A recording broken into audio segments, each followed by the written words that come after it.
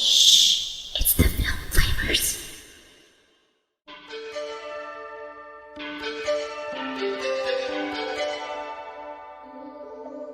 Hey guys, I'm Chris. Greetings and salutations, everybody. I'm Robert. Ah, damn, I should have thought of that. Mm-hmm.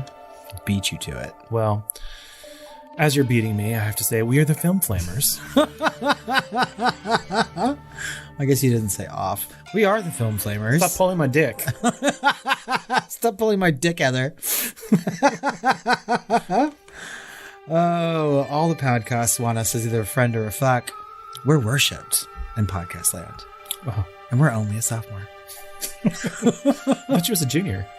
And we're only a junior. I don't know. What year are we? We're graduated by now, though. Wow. We're here to talk about Heathers. It's going to be very...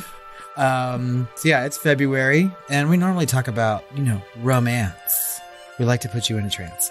But this February, we're talking about a different kind of love. The special love that only frenemies can attain. That's right. Starting with Heathers, and we have another very, very fun movie to talk about next week, but let's get into this one, right? Platonic high school love? Platonic high school love. The movie. The movie. So you know it's good. Yes. Heathers is a 1989 American black comedy written by Daniel Waters and directed by Michael Lehmann in both their respective film debuts. The film stars Winona Ryder, Christian Slater, Shannen Doherty, Lissane Falk, and Kim Walker.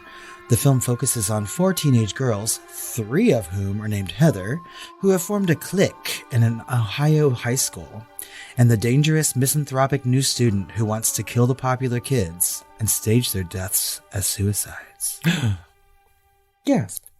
Daniel Waters wrote the script intending it to be a response to the more optimistic teen comedies of the era, mostly those directed by John Hughes, by presenting a cynical teenage view of high school with dark satire. He originally wanted Stanley Kubrick to direct the film, dumbass, because his admiration of the director and his own satirical film, Dr. Strangelove.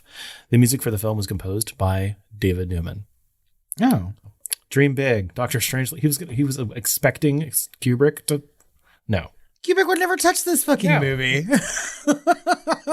Good Lord. God, what's your damage? What's your damage, Daniel? My God, I just wrote this spec script. I'm going to give it straight to Stanley. Oh, what's your damage, listeners? This is Heathers. I wanted to be a member of the most powerful clique in school. Dear Diary, Heather said she teaches people real life. You were nothing before you met me. You were a Girl Scout cookie. Does it not bother you that everybody in this school thinks that you're a piranha? Like I give a shit. Heather number 1, just look right at me. You a Heather? No, I'm a Veronica. I don't really like my friends. I don't really like your friends either. They're people I work with, and our job is being popular. Maybe it's time to take a vacation.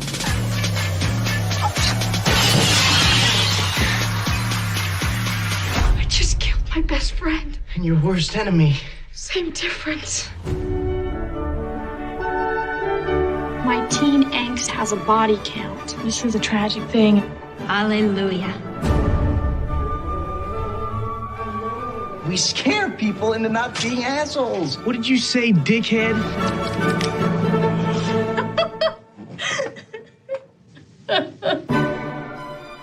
I did not want them dead. You did too. Did not. Shut up. I love my dead gay son. You were out of control. That knife is filthy. What do you think I'm gonna do with it? Take out her tonsils? Ha! Is this as good for you as it is for me? Life can suck.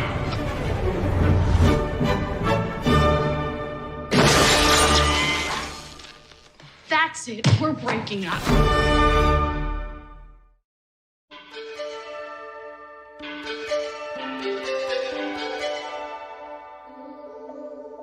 At Westerberg High School in Sherwood, Ohio, Veronica Sawyer, played by Winona Ryder, is part of a popular but feared clique, along with 3 other wealthy and beautiful girls with the same first name, Heather. Heather Duke, played by Shannen Doherty, Heather McNamara, played by Lissane Falk, and the school's ruthless queen bitch, Heather Chandler, played by Kim Walker, who's wanted by everyone at school as either a friend or a fuck. The four girls often play croquet in Veronica's backyard, where Heather C. can easily wield supreme executive power over the others. Tired of the clique abusing its power, Veronica longs for her old life with her kinder but less popular friends. She becomes fascinated with Jason, J.D. Dean, played by Christian Slater, a new student and rebellious outsider, after he pulls out a gun and fires blanks to scare football player bullies Kurt Kelly and Ram Sweeney. Something about the name Ram that I really, really like. I wonder what that means. Veronica attends a frat party with Heather Chandler, who leads her to believe it will be very, but it is, in fact, not very at all.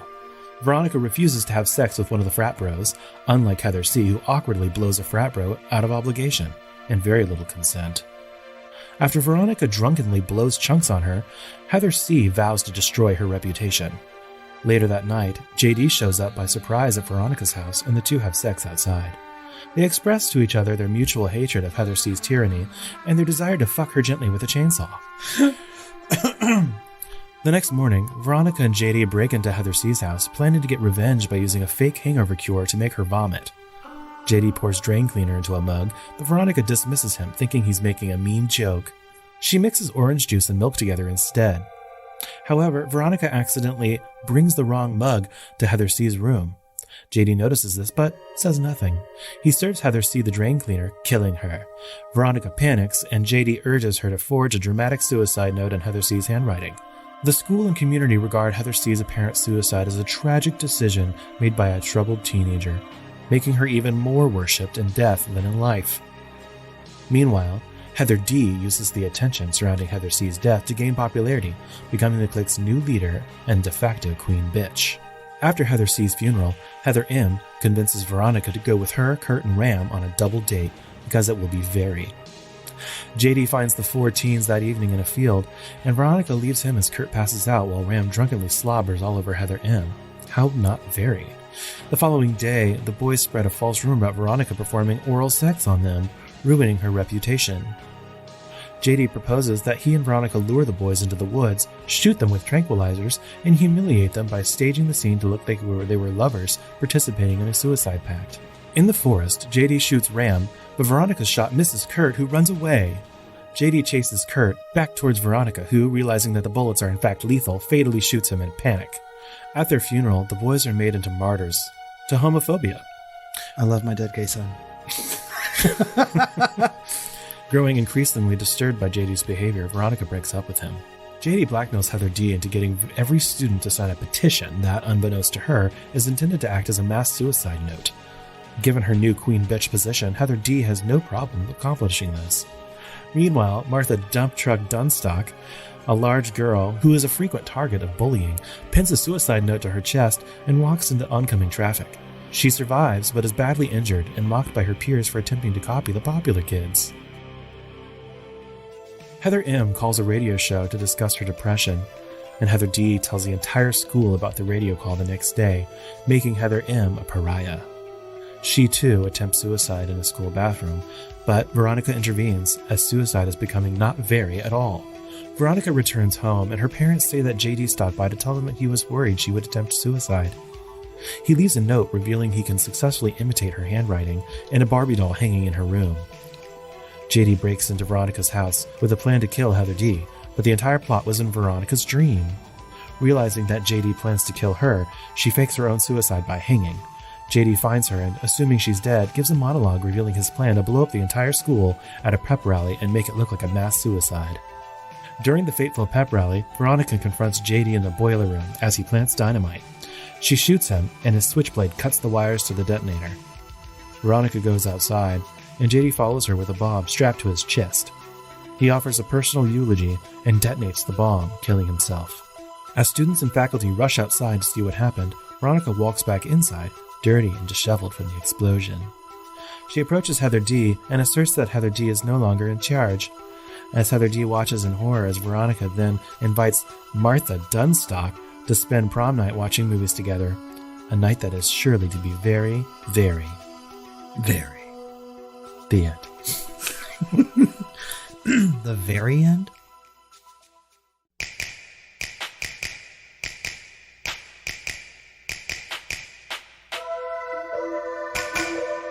Heathers was screened at the 1989 Sundance Film Festival and was theatrically released by New World Pictures, then going through a bankruptcy on March 31st, 1989 in 35 theaters. It earned a little more than $177,000 opening weekend, securing the 16th spot at the box office. The film would never play on more than 54 screens during its run and would never rank any higher than its opening weekend spot. Ultimately, Heathers would earn $1.1 million against a reported budget of $3 million. It was considered a flop, but like most small films at the time, it would go on to find an audience on home video and cable TV. And that's where I watched it. I watched it on HBO, and then the next time it came on, I made sure to record it onto tape, and then I watched it Ceaselessly. 1,001 times. Seamlessly. Yes. Seamlessly and ceaselessly, I watched Heathers. Okay. Heathers holds a 93% on Rotten Tomatoes and is certified fresh. The audience score sits at 83%. The site's consensus reads, dark, cynical, and subversive. Heathers gently applies a chainsaw to the conventions of a high school movie, changing the game for teen comedies to follow. Writing in April 1989 for the Washington Post, journalist Desson Thompson wrote that it may be the nastiest, cruelest fun you can have without actually having to study law or gird leather products. If movies were food, Heathers would be a cynic's chocolate binge. Chicago Sun-Times critic Roger Ebert gave the film 2.5 stars out of 4 and wrote that Heathers is a morbid comedy about peer pressure in high school, about teenage suicide, and about the deadliness of cliques that not only exclude but also maim and kill. While conceding its ability to provoke thought and shock, Ebert questioned how the mixed sensibility of a dark murder comedy and cynical morality play led to difficulty in understanding its point of view, while remarking that, quote, adulthood could be defined as the process of learning to be shocked by things that do not shock teenagers, but that is not a notion that has occurred to Lehmann. I don't agree with that. I don't agree with that either. Yeah, and I'm starting to think that maybe this would have been a much better pairing with Drop Dead Gorgeous. Yes, I feel like both of those movies are like super dark satire with a point to say about movies that have come before it, right? It's almost like parody into satire, but it's like focusing on something that happens in real life, right? Yeah, I think the satire is a little bit more successful in Drop Dead Gorgeous. I would agree. I think that this movie is at its heart just a really dark comedy. Yeah, but if anything, this is the more cult classic. Yes. I feel like this is, well, it's also an older movie, and so it's had enough time to grow legs, you know? And so, I mean, we can get into all that. Sure. It does have some accolades. At the Sundance Film Festival, it was nominated for Grand Jury Prize. At the Independent Spirit Awards that year, it was nominated for Best Female Lead and Best Screenplay, and it won Best First Feature. So really, Grand Jury Prize is, that's weird to me to see that and like nothing else. It's like Best Picture. So it was nominated for Best Picture, and then it was nominated for literally nothing else in Sundance. That's so in anywhere else except for Independent Spirit Awards, which is weird to me. I almost never have seen that. Mm-hmm. Well, I mean, the Independent Spirit Awards oftentimes are like sometimes the Oscar saving grace, right? So really small movies that don't get a whole lot of attention will get the accolades from the Spirit Awards. The Spirit Awards always take place the night before the Oscars. You know what I mean? They're like hand in hand, kind of. It's like a pep rally. Yes. It's like an explosive pep rally. It's very. Oh, okay. Well, Heathers would become a cult classic and would retain popularity with following generations. The film's quotable dialogue, which Waters wanted to be timeless, is often used today through pop culture. The film is one of the most cited in the Oxford English Dictionary. In 2010, the film was adapted into a stage musical with an off-Broadway run in 2014. An updated TV series ran for one season on the Paramount Network. The series wanted to capture the issues faced by teens of the time while maintaining the original's brand of social commentary. Despite some critical praise for the cast, the series was ultimately canceled after its first 5-episode run. When was that? Just a couple years ago, maybe like 5 years ago. Okay. I watched it. Interesting. It's not very good, but mostly because they were really trying to capture like teenage issues at the time, right? Like there's like that was back when like the trans movement was first like gaining a lot of legs, right? So there was like gay characters and things like that. It just wasn't good. Like if you're gonna Heathers is Heathers. It shouldn't be remade. The musical, however, I've listened to the soundtrack and it's very funny. So I mean, there's that. I can see that. So we talk about our cast a little bit. Yeah. So Winona Ryder is perfectly cast, in my opinion, as Veronica Sawyer. I would agree completely. I think Winona Ryder carries this fucking movie. honestly. Was she in Tim Burton movie before this, or was it after? Did he just get really like obsessed with this movie and this writer? So before Heathers, Winona Ryder was in Beetlejuice and Edward Edward Scissorhands? Both? Yeah. Okay. All right. It's just interesting because there's some crossover with the, some of the cast, obviously, like Winona Ryder.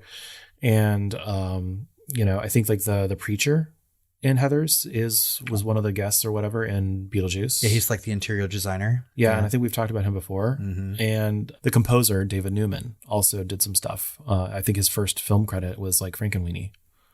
Really? Yeah. I didn't know that. Yeah. I oftentimes... And of course, like we said in Batman Returns, he went back and sought out this writer to do Batman Returns.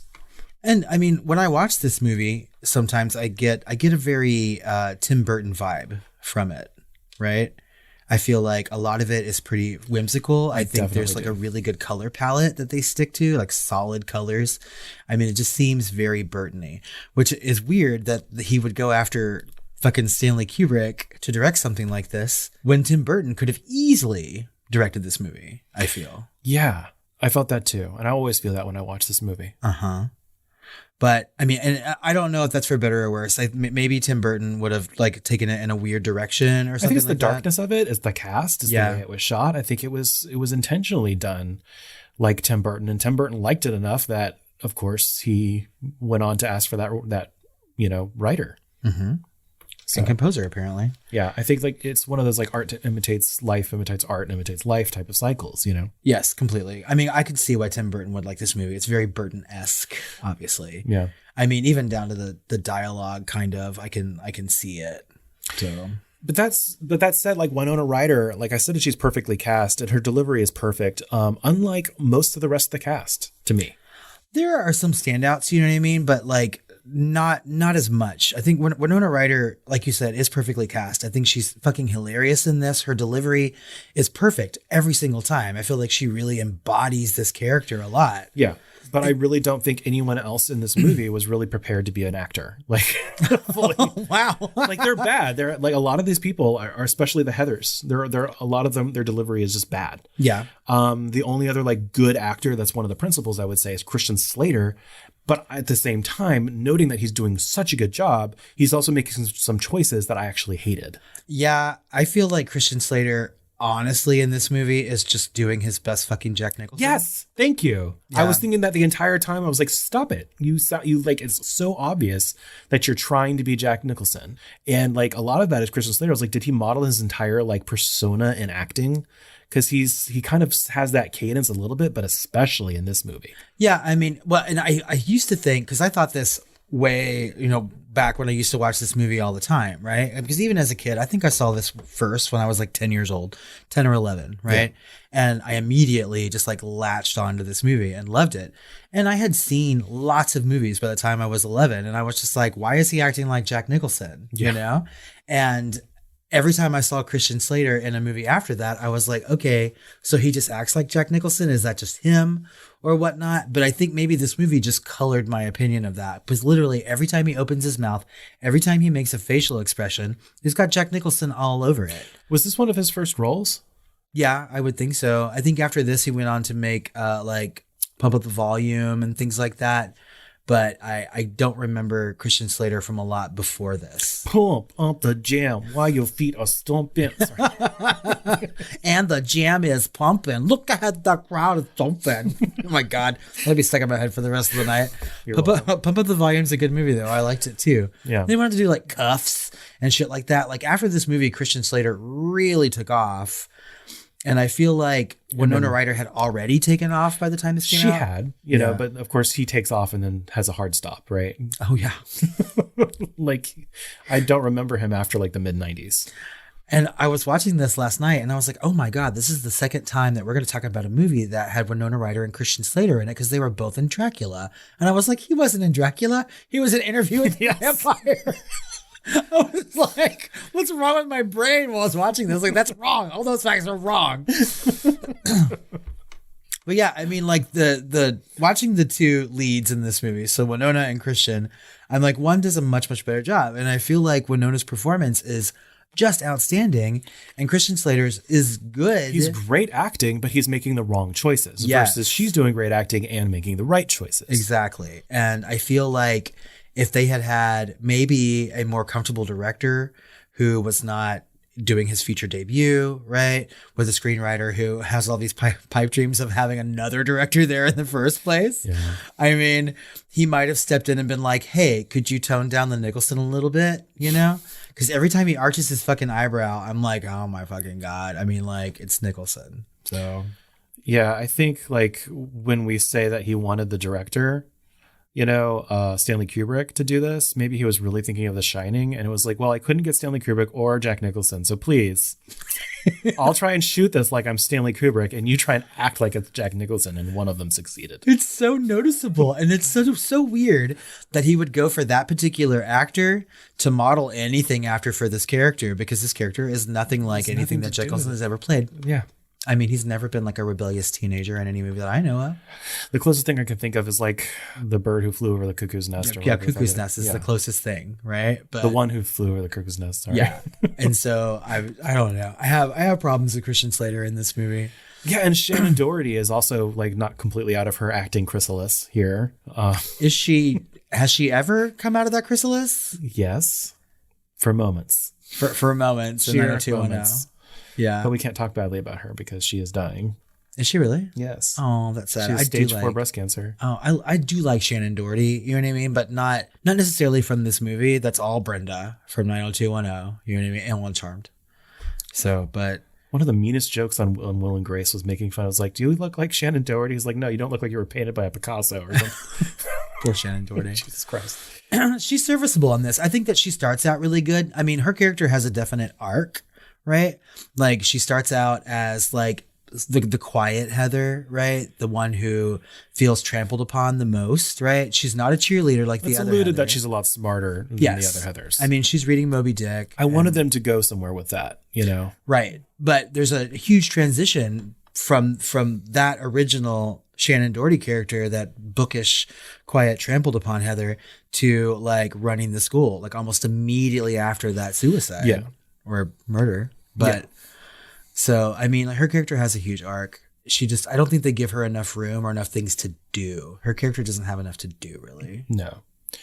And the other Heathers are serviceable. You know, Lissane Falk, Kim Walker. I think Kim Walker does a pretty good job. She does, but some of her delivery, again, is just like, that's not quite, it's just like she doesn't understand the line she's saying. Like it's too adult or something. And she would never, you can tell. That she would never say something Like like they that. say it dry, you know, and she not only says it dryly, she says it like she doesn't know what it means. It's true. It's a little too just like reading the words. It's not very. It's not very. And the thing is, what's really sad is that she is given like some of the best lines in this movie for the brief moments that she's in it, right? Yeah.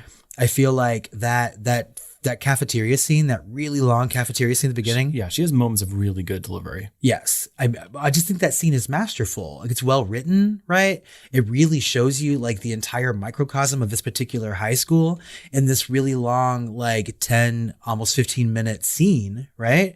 And I feel like you get to know her character a lot, and she has some of the best lines. And then after that, it's just like, meh. It's really, really good storytelling at the beginning of this movie because you kind of get the microcosm immediately, and what better place to do that than a cafeteria? That's right. Out of high school, you know. But I usually don't pay that much attention to acting when I'm watching movies, right? If I'm transported, I'm transported, and then I think about it after the fact and go, oh, wow, that was a really good performance.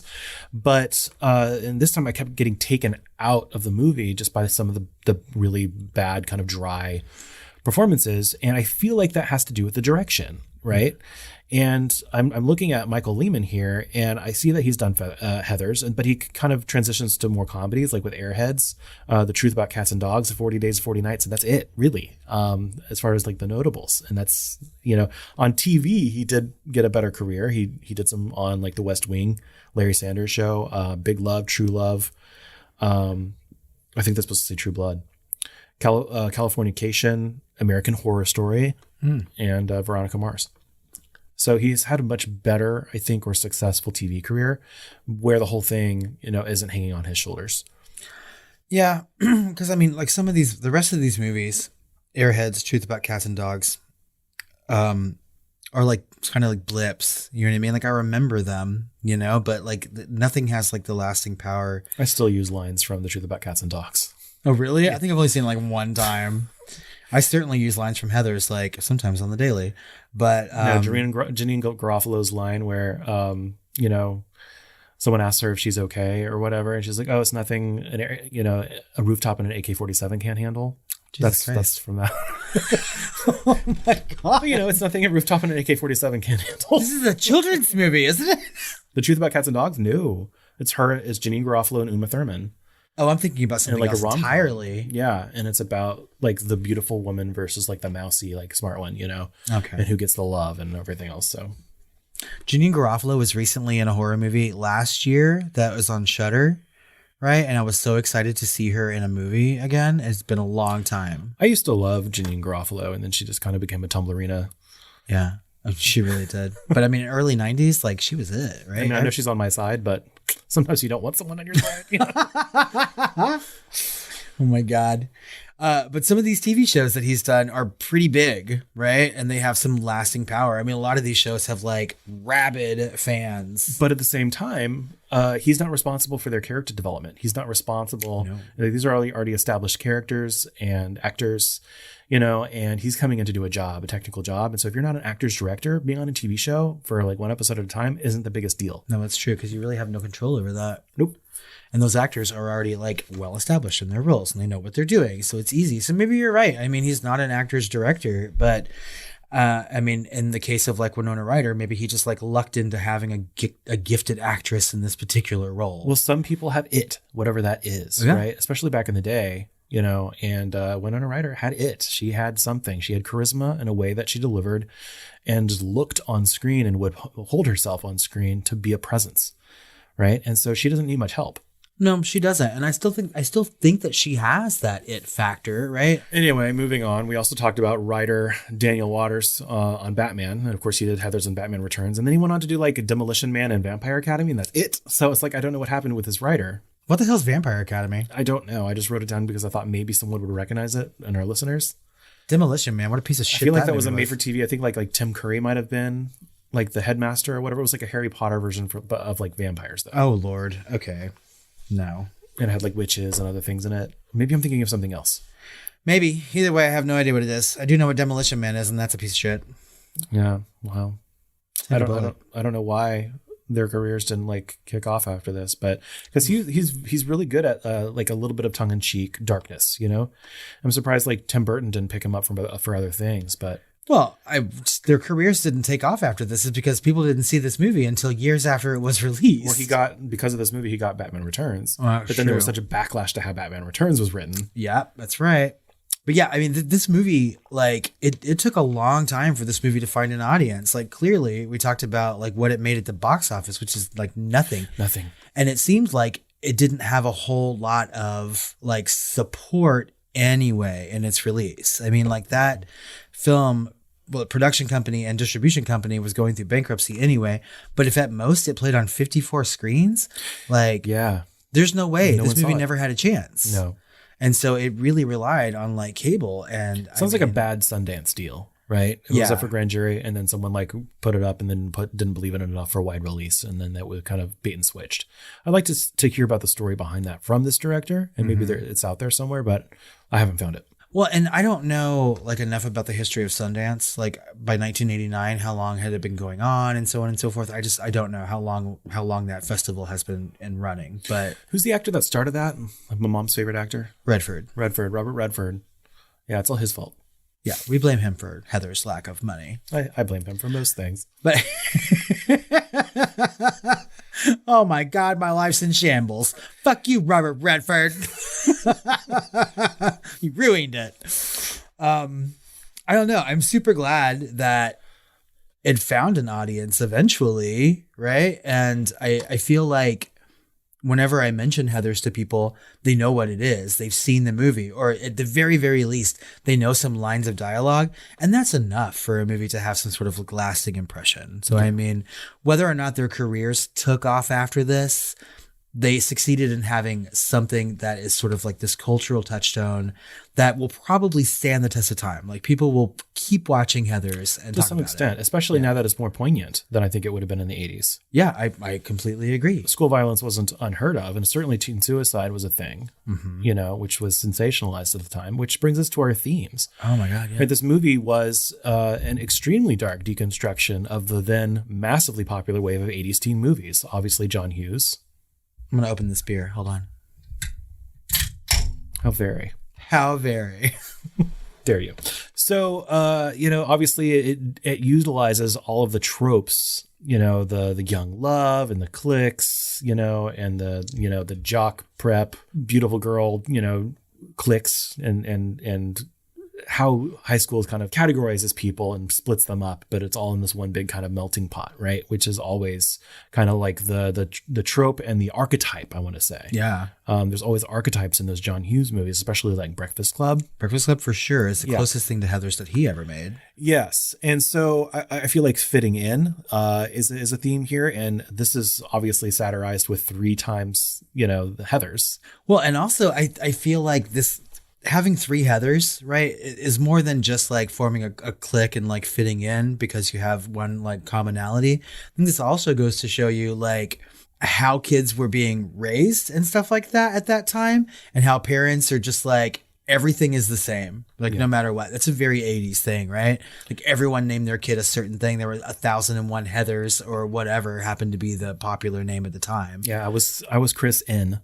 Because there were so many Chris's. There was a Chris B and there was a Chris K and like, yeah. And there was a Christine and a Christina and a Christy. Yep. See, and I think that happened a lot in the 80s. I mean, I was the only Robert that I knew for a very long time. The only other Robert I knew was my grandfather and my doctor. Interesting. But now there's just Roberts everywhere I turn. I feel like, Fuckers, posers. I wouldn't have thought that as any kind of rare name. No, I mean, it's not. My parents set out to make, you know, really unique names. And so they named my sister Penelope, and then they failed utterly when they named me. And I was almost Michael. Oh, Lord. But yeah, I mean, I feel like fitting in is a huge like theme of this movie. I think that that's also a big theme in John Hughes's movies. I think he takes a lot of the John Hughes tropes, like you said, and sort of like blends them into his own movie. But everybody in Heathers wants to fit in somewhere. And it's funny because like they all end up being, you know, carbon copies, right? Yeah. And so it's funny that he obviously it's titled this way, Heathers. And so there's 3 of these Heathers that everyone wants to be or fuck. You know, and it's funny that they're all the same name, but obviously we're in on the joke. Obviously this is also about teen angst. And I noticed something in here as well, which is like, I don't think it was intentional. It's just the way it was kind of incidentally, which is hands-off parenting in the 80s, the latchkey kids. I mean, I was one. Yeah. So, but yeah, I mean, I feel like that kind of parenting style is kind of prevalent amongst like wealthy people. At least maybe that's a predetermined thing that I have in my brain. Well, I think this was satirized because all this stuff is happening. Meanwhile, she comes home and it's like this snippy conversation with her parents. And then it's like, do you want some pate? And that's it. Great pate, but I'm going to have to motor if I'm going to make that funeral. Why do I smoke these damn things? Because you're an idiot. Oh yeah. I mean, that's what their parenting style is. Yeah. It's not until the end when her mom like sort of gives that biting commentary about like, you know, kids only say they want to be treated like adults when they're actually being treated like adults. And I'm like, oh my God. She had like this 30-second Huxtable moment, you know? And like, I'm just like, and I'm like, okay. But then they're like, you should stay away from sharp objects and everything else. She just goes upstairs and then she's not bothered at all. Like her parents she's are like, just up there like, pretending to hang herself and shit. I mean, the parenting is completely hands off. And the thing is that we really only get to see Veronica's parents and JD's dad, right? Neither one of them have very good parenting skills, but... And I would say that this is like, you could even see this in the 80s, which you do. I think like most poignantly later on, which just kind of feels like an 80s horror movie with It Follows, where the adults aren't ever even really shown. That's true. They're kind of off screen. And they're just not a part of the story. But I can't say, because I keep thinking of things like Nightmare on Elm Street, where the parents, at least in the first 2, are pretty fucking hands-on. Well, because they were part of the plot. You know, they had to be, but they were hands-on, but they were part of the problem. You know what I mean? So it's a completely different kind of thing. But Yeah, the parenting in this is just ridiculous to me, but hilarious though. I mean, I think that's like a really funny joke. It through is a lot of it. The teen angst stuff. I mean, this movie really is like a precursor to everything that like the WB ever put on, or like My So-Called Life and things like that. Like, I really feel like this movie deals with angst in ways that John Hughes's movies don't, except for maybe The Breakfast Club, maybe Pretty in Pink. You know what I mean? But everything else is kind of jovial and lighthearted, and they sort of like dance around the angst. But literally in this movie, like, everybody has angsty feelings, like even the popular kids to an extent. I mean, we get to see Heather Chandler be a complete bitch to everybody. And then we see her at that party and we feel bad for her for a minute, you know? Do we?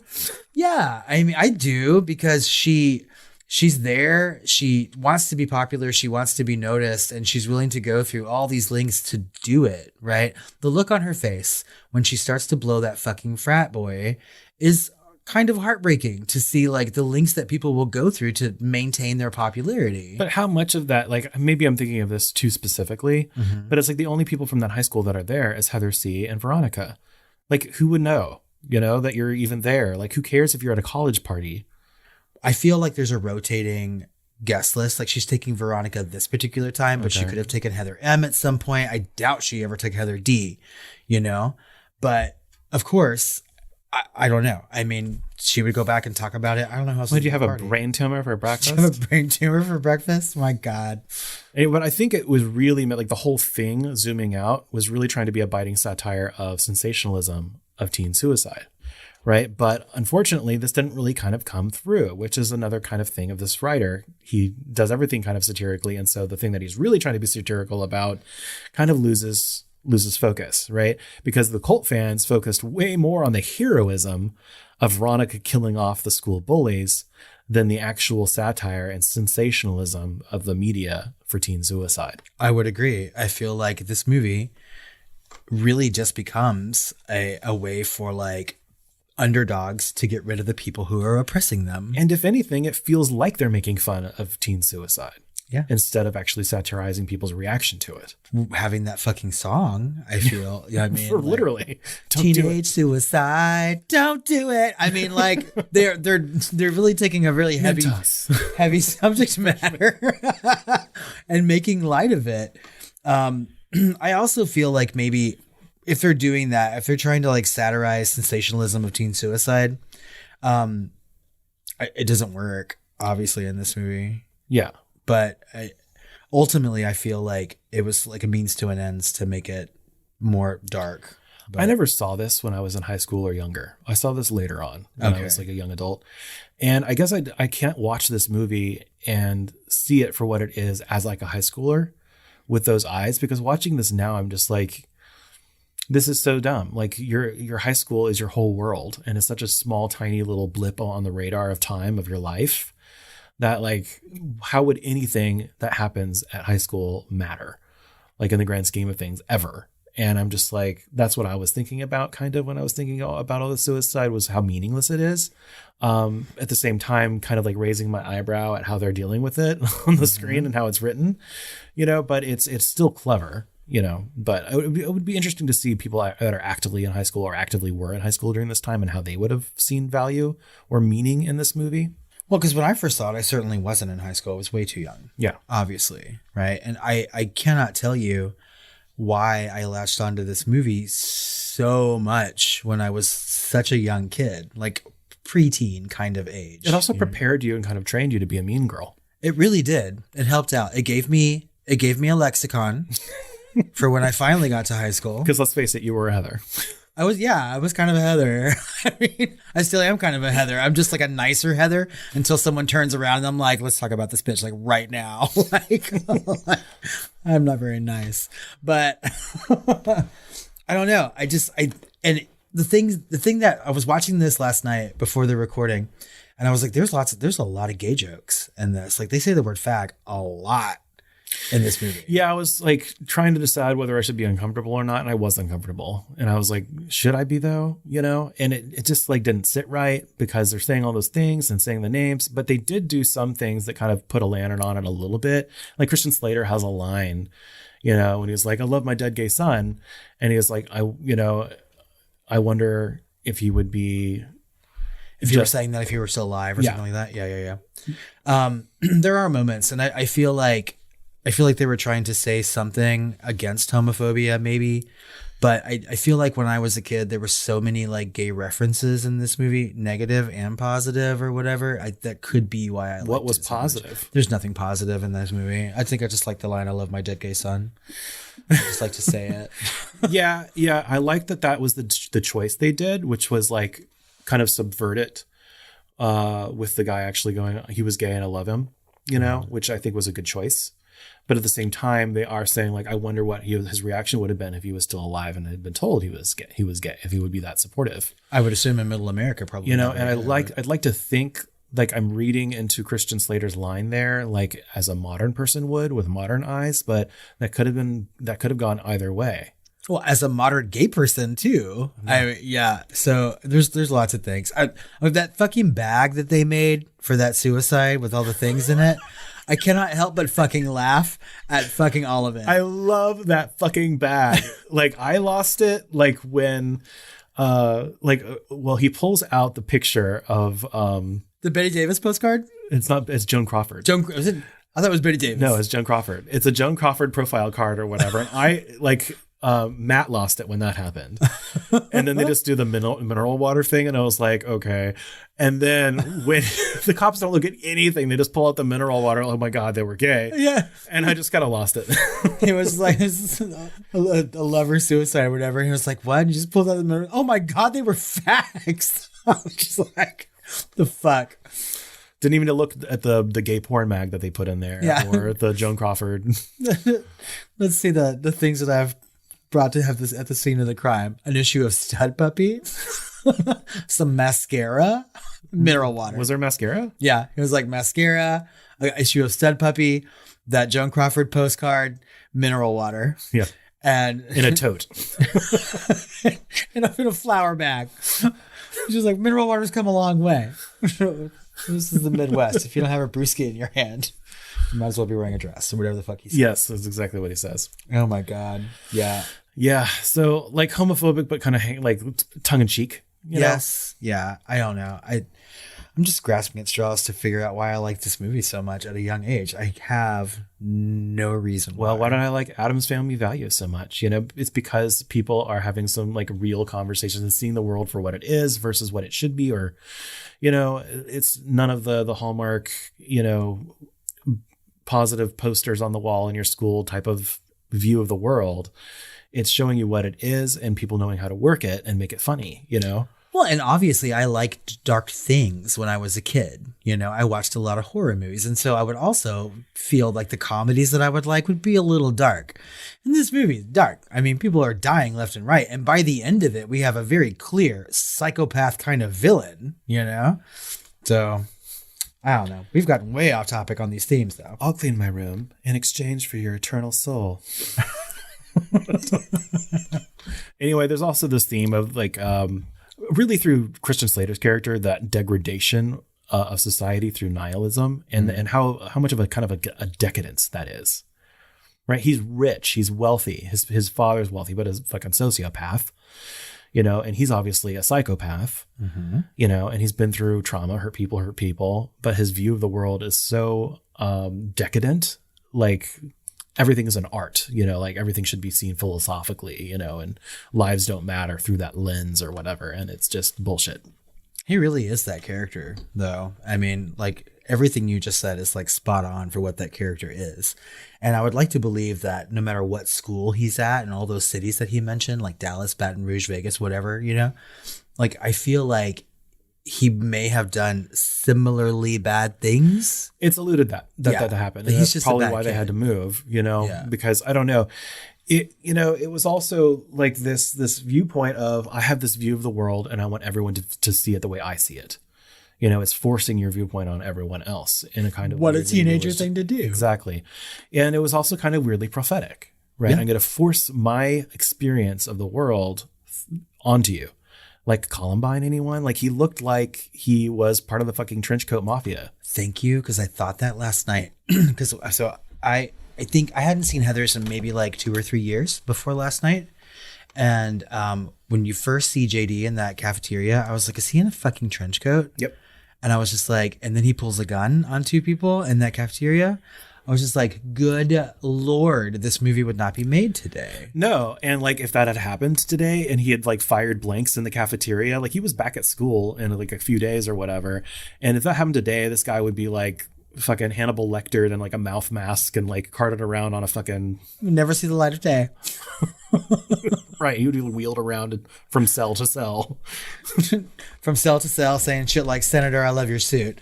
I mean, that's all that he would be able to do. So yeah, I really thought that last night. I was just like, this is so Columbine. Like really.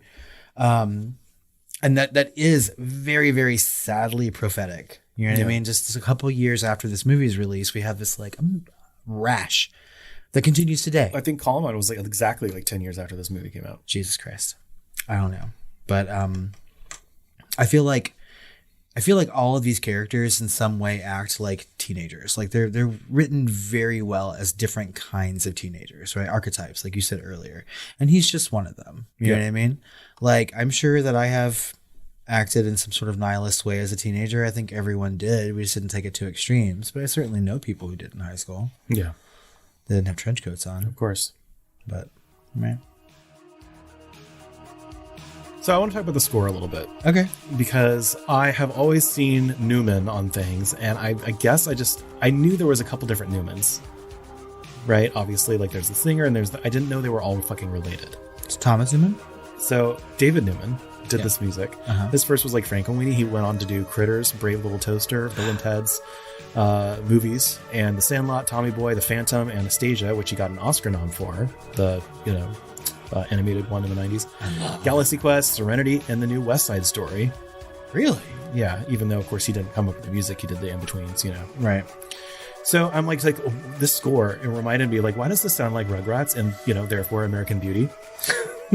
Well, let me get into it. Oh, shit. So the Newman dynasty, they are the most Oscar-nominated family with 12 Oscar wins and 76 noms for a total of 96 total nominations. How? Oh, I'm looking at your notes. I see it now. Yeah. Okay, So going. his younger brother, Thomas Newman, who did Real Genius, The Lost Boys, Fried Green Tomatoes, Scent of a Woman, Shawshank Redemption, Little Women, American Beauty. There it is. The Green Mile, Finding Nemo, Wall-E, The Help, Skyfall, 1917. He has 15 noms and no wins. He hasn't. I thought, oh my God, American Beauty didn't win Best Score that year? No, because it sounds like fucking Rugrats. So, I love that score. cousin Randy Newman, of course, did Toy Story, You've Got a Friend in Me, Pleasantville, Monsters, Inc., Cars, Princess and the Frog, Marriage Story, randomly, with 22 Oscar noms and 2 wins. Randy Newman was like an actual songwriter. Yes. Right? So he also did scores. Yeah. A lot of his nominations came from like best songs. So actively through the 80s, 90s, and today, we've got, David Newman and his brother, Thomas Newman, and his cousin, Randy Newman. And of course, they all have fathers and uncles that were that were composers as well. Alfred Newman had 9 Academy Award wins. Right? Lionel Newman had 1 Academy Award, and Emil Newman had 1 nom, wah, wah. And of course, they have cousins, Maria and Joey, who also compose films.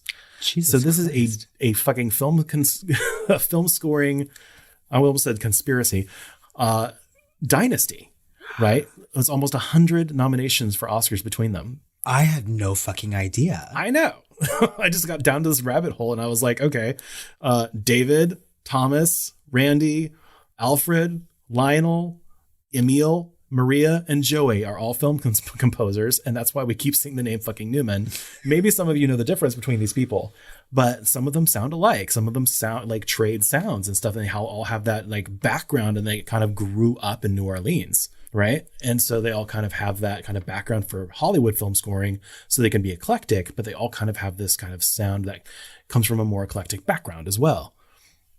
So it's just really interesting when they do simple scores, they sound alike. And when they do big bombastic scores, they start sounding different.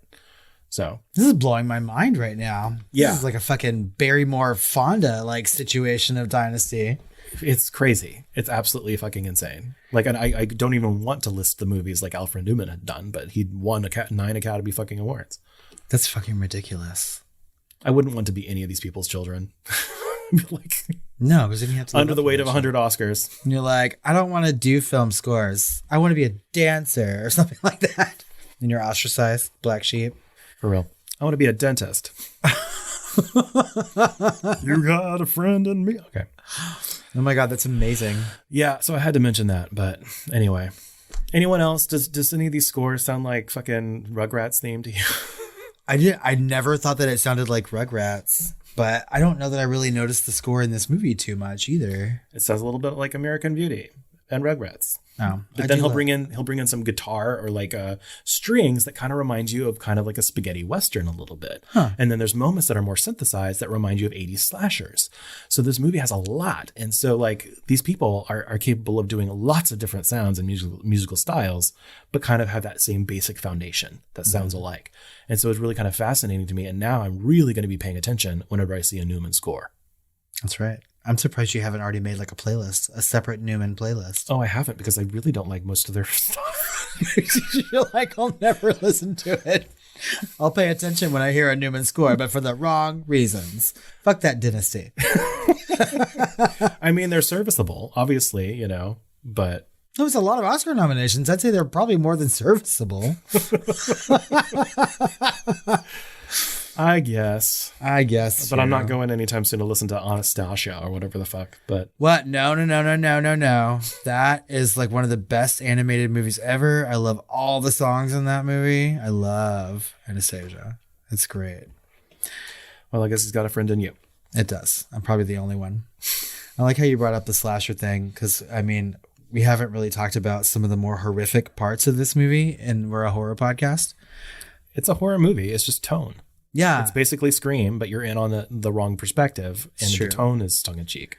I like the way that they are able to create this kind of like slasher Bonnie and Clyde type movie, right? And make it funny and have everything like hinged on them making it look like suicide. You know what I mean? And it's not a huge body count. There's only 4 people at the end of the day that die, but still. Yeah, it's enough for like high school, you know, and for having one person wanting to do it and the other one sort of like being coerced or going along with it for like love reasons, or maybe her own. I mean, like deep down, she wanted some of these people to be dead, you know, so I mean, she was complicit still. But by the end of this movie, we have come down to basically the end of a slasher movie. Like Ivanka right? Trump. What? God. Complicit.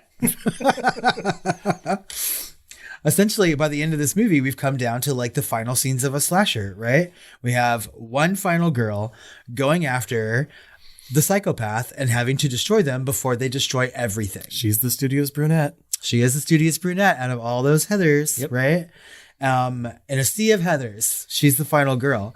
And he really is like a psychopath, and he like lays out all of his trauma and the reasons for doing things. The thing is that she doesn't really get to kill him in the end. He kills himself, right? Yeah. So the one he saw her finally as an equal, I think. I like to think. Yeah, well, yeah. I mean, she was a good foil, but I feel like there's really only one real suicide in this movie, and it's his. So I don't know. It's a satisfying ending to me. Except for Dump Truck. She tried, and that was like the saddest part. And I like that she had the happy ending. She did have a happy ending, and it makes me smile every time she's doing that little like. And I shouldn't call her Dump Truck. No, it's Martha Dunstock. When she's like riding that little rascal in circles around Winona Ryder at the end, I'm like, oh, it's so cute. What a cute ending. But I love Veronica at the end of this movie when he's like, I'm going to kill myself or whatever. And he's like, what are you going to do? And she's like, oh, hold on. Let me get a cigarette and put it in my mouth. Lights herself with the explosion. Kind of reminds me of the end of Ready or Not. Yes. I mean, yeah, it's very, very similar. I think it must be a homage, actually. Maybe. I feel like that happens a lot. I feel like I think she lights her cigarette with the wreckage outside, sits on the steps, and just contemplates her fate after she's cut out of the... That's right. As people start to rush around her, just like Veronica. My God. Well, and that's the thing is that I feel like a lot of people have seen this movie. I think it's stuck with a lot of people who saw it when they were younger, right? Like there is like nostalgia boner for this movie for sure. Oh yeah. And I feel like it completely has influenced filmmakers today. We see pieces of Heathers in lots of different movies, right? And if they try to do it from like a high school movie perspective, I really don't feel like it would be successful. You cannot recreate what Heather's is. You can have like moments and snippets of it. You could do it with better actors and see what happened. Yeah. Should they exist today? I don't even know who you would cast in Heathers. Something like this, like remakes like this of this type of movie should be relegated to like musicals or like stage. It really made me want to like pivot and watch things like The Craft, which we're actually doing next. But I also wanted to kind of get out of that and go more into the mainstream a little bit, and made me want to watch Clueless, which also takes a little bit of darkness and parody and satire. And of course, Drop Dead Gorgeous, and I also think of more recent, of course, like 20 years old now, but Mean Girls. Mm-hmm. All those movies could not exist if Heather didn't. Yeah. I feel like it really paved the way for those things. This actually made me want to go back and watch John Hughes movies last night. I was like, I kind of feel like I want to watch The Breakfast Club or like 16 Candles. You know what I mean? Because I do like those movies, right? But I remember seeing 16 Candles as a kid and I was bored senseless. 16 Candles is fucking hilarious. Bite your tongue. I might have been too young and I never watched it again. And I've never seen another John Hughes. It's incredibly racist, but like I've literally never seen The Breakfast Club. I'm like having a fucking aneurysm right now. You've never seen A Breakfast Club? Yeah. Okay, we're going to remedy that shit. Breakfast Club is amazing. Okay, but that's neither here nor there. What other John Hughes movies are there? Pretty in Pink. Nope, haven't seen it. Have you seen? You haven't seen any John Hughes movies, then, have you? 16 Candles. Ferris Bueller's Day Off? Yes, I love that movie. Okay. Well, love is a strong word. I've seen that movie. It has that chick from Legend that I like. Mia Sarah. Just pluck the gay right out of that. Do you want to go through all these quotes? That's who I was in high school. I was Ferris fucking Bueller. Not going to school? I was my own archetype. I was Cameron. No, just kidding. I was his sister. Most likely to not show up to graduation. I was Ferris's sister. That's who I was in high school. Heather? Fuck me gently with a chainsaw. Well, speaking of which, we have quotable quotes. Lots of them. It's kind of my top 10, but there's 11. So I'm going to start at the bottom. Heather told me she teaches people real life. She said, real life sucks losers dry. You want to fuck the Eagles, you have to learn to fly. And I said to her, you're beautiful. Dear Diary, my teen angst bullshit now has a body count. I love the fucking voiceover diary moments in this movie so much. Do you want to take the next one? Yeah, because this next one is my favorite quote from this movie. Dear Diary, I want to kill, and you have to believe it's for more than just selfish reasons. If I am incredibly angry at work, I will just say that shit. And no one knows what the fuck I'm talking about. Our love is God. Let's go get a slushie. Greetings and salutations. I could have taken that one out and I would have had a perfect 10. Yeah. I hated his delivery of it, and I hated it after the first time he said it. It's just a repeated Greetings line. and salutations. Yeah. God. How very. It'll be very. I've also said that a lot too. Yeah. Do you want to go to the bar today? It'll be very. More people need to have seen this movie that I associate with. Really. I love my dead gay son. I love my dead gay son. When I was a kid, that was probably my favorite. I feel like that line has been parodied also in other things. Probably. Yeah. Oh, yeah. Did you have a brain tumor for breakfast? Obviously, we've covered that. Oh, I like when she threw up and Heather C was like, you fucking whore or whatever. And she goes, lick it up, baby. Lick it up. And then, of course, one of the best, which I think you've put in the top 10 quotes. Yeah. Right? And it's, fuck me gently with a chainsaw. Do I look like Mother Teresa? Yeah. She's trying to get her to go talk to the non-popular kids for the lunchtime bowl. Fuck me gently with a chainsaw. Do I like Mother Teresa? And then, of course, what's your damage, Heather? What's your damage? I should have put the pull in my dick. Why are you pulling my dick? Stop pulling my dick. Like, pull my dick. Oh my God.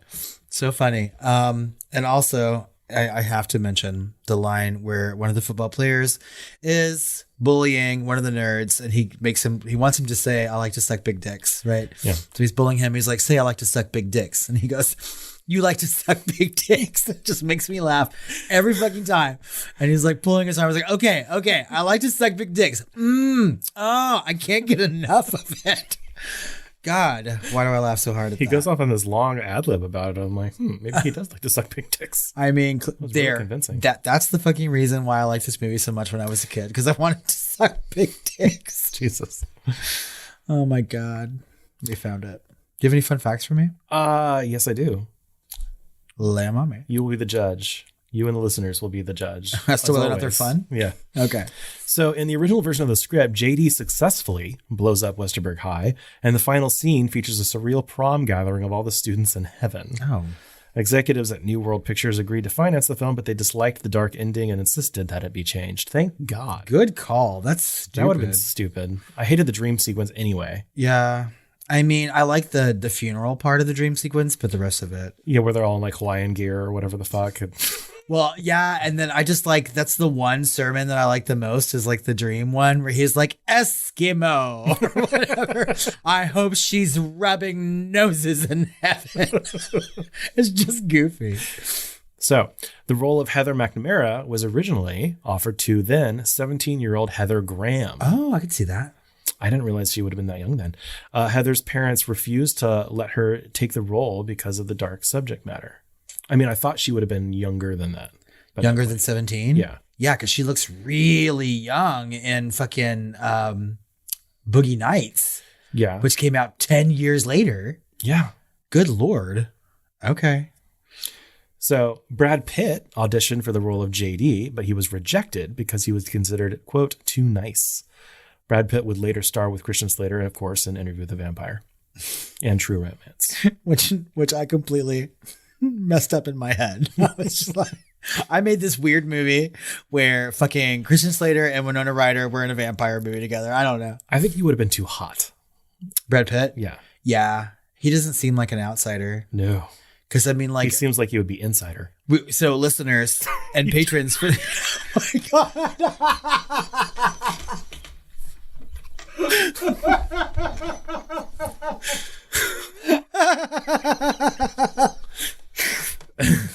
Jesus Christ. Again and again. So. Oh, I don't know what I was going to say. Keep going. Yeah. So the role of Veronica was intended for Jennifer Connelly, who turned it down. I can't see anybody but Winona Ryder doing that. Yeah, and I wouldn't want to. I think Jennifer Connelly could have done it, but Winona Ryder did an amazing job. I don't think Jennifer Connelly's that funny. I think she's more dramatic. She hasn't really had the comedic chance, really. The only movie I've seen her in that's a comedy is Career Opportunities. Have you seen that? Where they're in that Target overnight and it gets robbed. Am I the only person who's seen this movie? Probably. She was a little bit, I mean, you could say Labyrinth has some funny moments, but she's always the foil for that. She's always the person like... Same in this movie. Yeah. Like everyone else is funny except for Jennifer Connelly in this comedy. Yeah. So... Well, I don't know. Some reviewers have discussed similarities between Heathers and Massacre at Central High, which is a low-budget 1976 film. Daniel Waters has stated that he had not seen Massacre at Central High at the time he wrote Heathers, but that he had read a review of it in Danny Pearley book about cult movies, and that the earlier film may have been rattling around somewhere in his subconscious. I've never seen this movie, but I've heard it mentioned in tandem with Heathers. Okay. So I can't speak to that really. Well, listeners, let us know if you've seen Massacre at Central High. And how much is it alike? Because he could have just plagiarized all of it. Yeah. And that would explain his career. So, Jesus. God. JD tricks Veronica into killing the jocks by claiming to use an Ishluga bullets, which he claims only pierce the skin. Ishluga in German is I lie or I'm lying. So right before he tells her this, he asks if she knows German. I knew this one because my friend Erica, who listens to this podcast, and I used to watch this movie and talk about it a lot, I think, in high school, and she told me that's what it meant. Yeah, and I instantly you heard that. I'm just like, really? Like, who's going to believe this? That's the whole thing where it's like, I'm hanging on some, like, what is it? Like hanging on suspense or whatever the fuck it is. You're not suspending your disbelief? I'm not suspending my disbelief when she's so fucking idiotic. Yeah. Like, if she's not very smart, is she? Like, when she's going along with, like, his stuff, like, first of all, for their first kill, and then she's like going along, she's like shooting guns that are not blanks at people, thinking the bullets are just going to go skin deep and not actually like, but make you pass out somehow. And then like later on, I'm like, stop. I don't think it's a question of her being smart or not. I think that she actually wants to do it. I think she's inconsistently written. I mean, I feel like she's consistently motivationally. I feel like she wanted these people dead, and then subconsciously she knew what was happening and she went along with it complicitly. Like she is equally to blame for these people's deaths. He said that. I mean, he hung a lantern on it because he was like, you knew. Yeah. I was just giving you an out. She did. Everything that she wanted to happen, he made happen for her. Right. And so clearly I don't know. I mean, that's a whole other long conversation that we can get into, but I feel but like it's boring, so we're not going to do that. It's not boring. She's just as much a villain as he is until the end of the movie. In a kind of way, like maybe. Originally, the book that suicidal students supposedly underlined meaningful passages was The Catcher in the Rye, which actually makes sense. Yeah. The producers could not get permission from J.D. Salinger to use the book, so it was changed to Moby Dick because Herman Melville's works are in the public domain. I was wondering about that. I was like, why Moby Dick? I could definitely see Catcher in the Rye, though, because that's been used by, I think, several killers. Most famously, I think, the assassinator of John Lennon. That's right. He was several underlined passages in that, I'm sure. And Catcher in the Rye is always that like outsider teenage book that everyone latches onto. You know what I mean? Like, I read Catcher in the Rye in high school. I didn't latch onto it, but Moby Dick. I hate Moby Dick. I don't even want to talk about it or think about it anymore. Herman Melville. God. Great American author. Yeah, I'm sure. Moby Dick sucks. Eskimo. So Christian Slater has stated that his performance was heavily inspired by Jack Nicholson. No fucking shit. When I saw that, I got so much validation. He claims that he wrote a letter to Nicholson asking him to watch the film, but didn't receive an answer.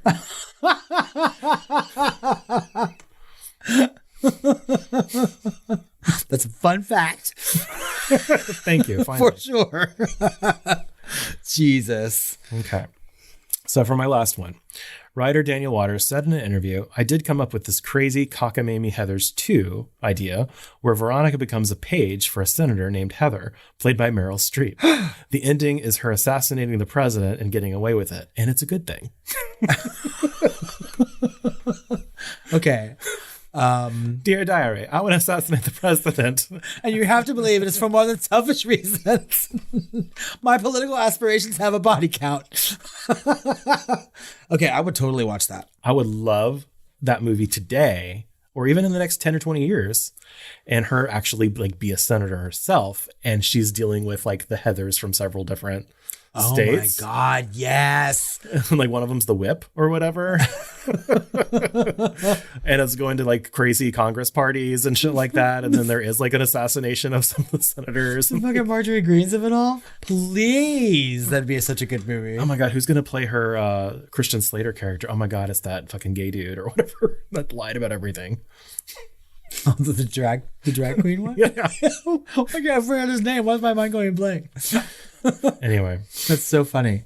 Oh my God, I would love that movie. Please. Make it. Let's do it. Let's do it together. Yes. Quick, before Meryl Streep dies. And we'll cast Brad Pitt. Because we know today that he's not that nice. No, he is not. Okay, those facts were fun. Those were good. I mean, we'll see what the listeners have to say, but I'm voting yay. We have some questions to ask about Heathers like we do about every movie that we talk about, and we are going to start with, is Heathers a horror movie? Not really, but it could be, right? Because we already mentioned that everything is for a horror movie is in this movie, right? It's all about tone. Yep. All of the ingredients are there. We've got our final girl. We've got our murders, where the perspective is different, and but that's not even unique for a horror movie. And it's literally just that tongue-in-cheek tone of the movie, and even the score is a little bit horror-y in places. So I want to say this is solidly adjacent because it's literally just tonal shift that would make this completely a horror movie. I would agree with you. I would squarely say that it's adjacent for sure. This is a horror adjacent kind of movie. I think the subject matter is incredibly dark. And yeah, I mean, like you said, all the ingredients are there. It's just presented in a different kind of way. Yeah. Like I feel like people who like horror movies would like this, right? Like Heathers is on Shudder, for crying out loud. You know what I mean? Like Joe Bob Briggs did it. on the last drive-in. So, I mean, like, horror fans like this movie. And I don't think it's unheard of to, like, sort of put it in that horror Venn diagram, you know? Sure. Were you scared while watching Heathers? No. Yeah, neither was I. Ever. Out of 5 stars, what would you rate it? I gave it a 3.5. And that was hard because I really wanted to give it a 4. Because of its cult classic status and because there's so many good one-liners and at least 1 to 2 really good performances. But so many things like pulled me out of it. You know, a lot of it lasts the test of time and some of it just doesn't. He tried to make some of those lines timeless and some of them are and some of them aren't. Yeah. It's just inconsistent. The acting is inconsistent. The music is inconsistent. Some of it slaps. Some of it's not great. You know, and it just kept taking me out of the movie in these moments. But it's so good when it's good, right? And so overall, it's a good experience. So that's why I give it a 3.5, which to me is a pretty good movie.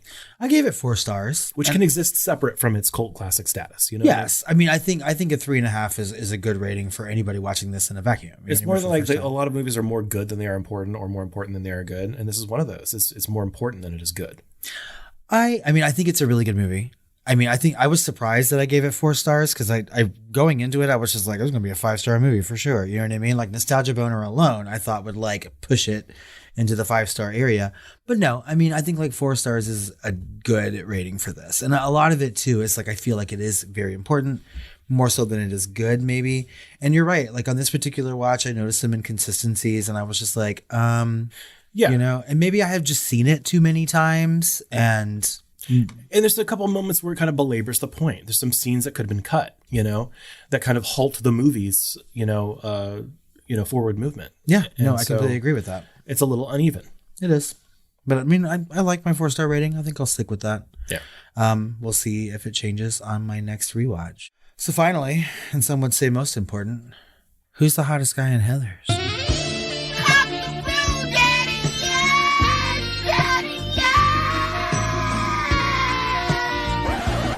Who's that radio announcer guy?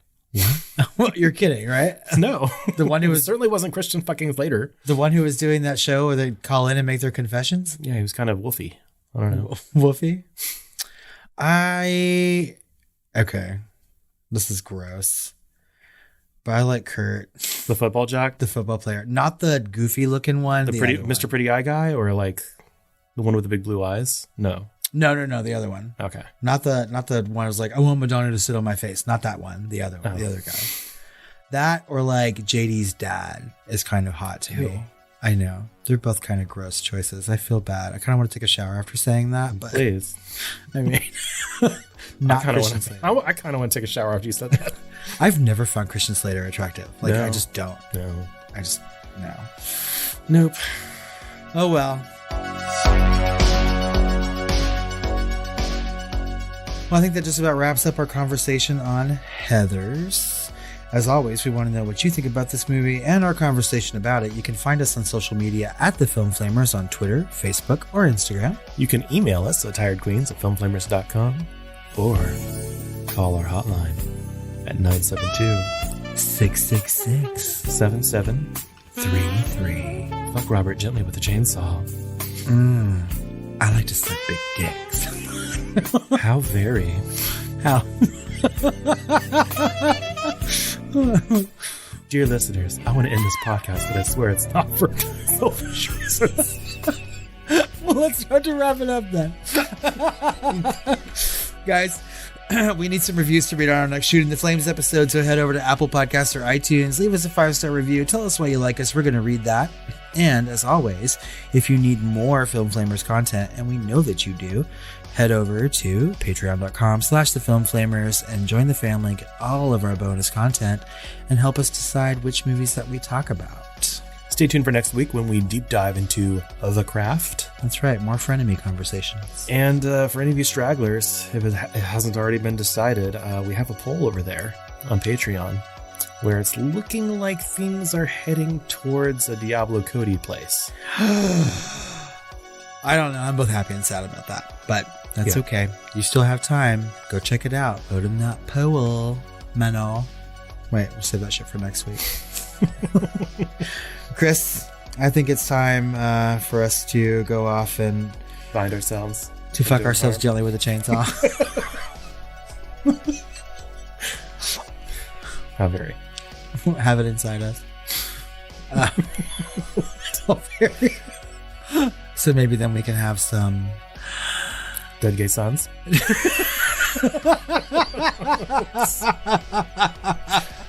I love my dead gay son. Lick it up, baby. Lick it up. You're beautiful. Okay, that's enough. Sweet dreams. That ending was very. What's your damage? What's your damage, Chris? It's the pull on my dick. God, it's funnier when we say it. I'm telling you.